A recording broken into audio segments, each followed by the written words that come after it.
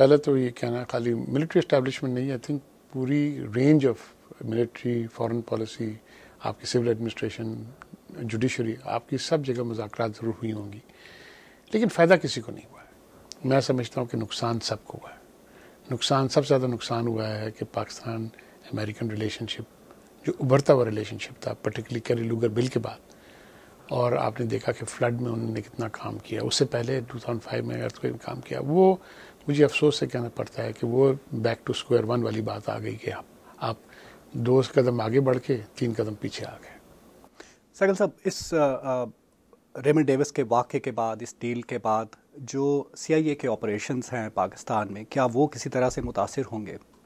دیکھیے، متاثر ہو بھی سکتے ہیں اور نہیں بھی ہو سکتے ہیں. دیکھنا یہ ہے کہ آپ کی جو اپنی انٹیلیجنس ایجنسیز ہیں، آپ کی سیکورٹی اسٹیبلشمنٹ ہے، وہ کیا پریکاشنری میجرز لیتی ہے کہ ان کو کھلی چھٹی نہ دی جائے.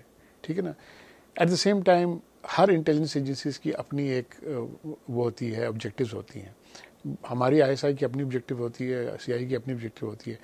اس جہاں پر ایک ہوتا ہے کامن انٹرسٹ آ جاتا ہے. کامن انٹرسٹ کو ڈائیورج انٹرسٹ جو ہوتی ہے، وہاں پر ڈینجر ہوتا ہے کوآپریشن سے کنفرنٹریشن تک جا سکتا ہے.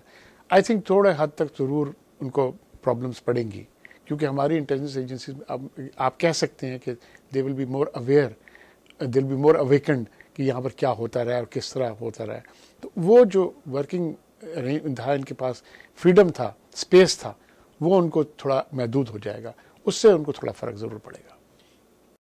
دونوں ملکوں کی جو انٹیلیجنس ایجنسیز ہیں اور ملٹریز ہیں، ان کے درمیان کافی کوآپریشن تھی، خاص طور پہ افغانستان کے حوالے سے جو ڈرون اٹیکس، یہ وہ سارا، اس کوآپریشن کو آپ کس طرح سے دیکھ رہے ہیں؟ دیکھیے، دیکھنا یہ ہے کہ آپ اسٹریٹجک ایم کے لیے ایک آپ ڈائیورٹ نہیں ہوتے. یہ ریمنڈ ڈیوس کے بولتے ہیں نا، انفارچونیٹ ایک ڈائیورژن تھا. ٹھیک ہے جی. اور بولتے ہیں کہ بڑا انفارچونیٹ ڈائیورژن تھا جو پاکستان کی پبلک کو، پاکستان کی سائیکی کو افیکٹ کیا. اس سے بہت فرق پڑا. لیکن اسٹریٹجک ایم آپ کا کیا ہے؟ اسٹریٹجک ایم ہے پیس اینڈ اسٹیبلٹی ان افغانستان. جب تک افغانستان میں پیس اسٹیبلٹی نہیں آئے گی، پاکستان میں آپ کو پرابلم پڑتی رہے گی. تو I think greater aim, greater objective جو ہوتی ہے اسٹریٹجک ایم کی وجہ سے آپ بولتے ہیں ٹیکٹیکل آبجیکٹیوز کو آپ ریڈیفائن کرتے ہیں، اور آپ نے بولتے ہیں نا اس کے لیے آپ نے تھوڑی سی کمپرومائزز کی.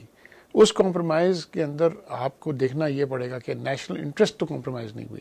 اگر نیشنل انٹرسٹ کمپرومائز نہیں ہے تو بہت اچھی بات ہے. اگر نیشنل انٹرسٹ اگر کمپرومائز ہوگی تو جس نے نیشنل انٹرسٹ کمپرومائز کیے وہ آپ کے سامنے آ جائے گا. بہت شکریہ. Thank you.